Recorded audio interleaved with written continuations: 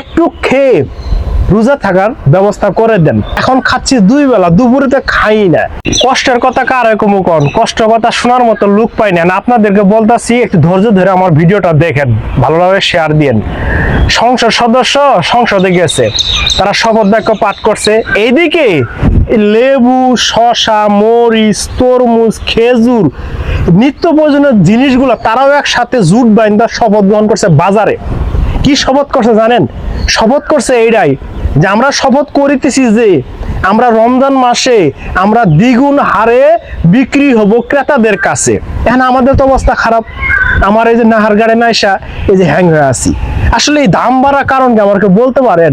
আমরা আগে খাইতাম 3 বেলা, এখন খাচ্ছি 2 বেলা, দুপুরেতে খাই না। না খাওয়া তো দাম বৃদ্ধি পাচ্ছে। আমার এই নতুন সরকার, বিএনপি সরকার বা এই সংসদ সদস্য, বাণিজ্য মন্ত্রী, আপনাদের কাছে আমার একটা চাওয়া, আপনারা আমাদেরকে অত্যন্ত একটু বিনয়ের সাথে এই রমজান মাসে শান্তিপূর্ণভাবে একটু খেয়ে রোজা থাকার ব্যবস্থা করে দেন। যদি আমার এই ব্যবস্থাটা করে দেন আমাদের মতো জনগণের, আমি মনে করি আর কেউ ভোট দেখ বা না দেখ, আমি কিন্তু ভোট ঠিকই দিব। যদি রমজান মাসে বাজারটা নিয়ন্ত্রণ করতে পারেন, পরেটা পরে বুঝবো, আগে রমজানটা নিয়ন্ত্রণ করেন।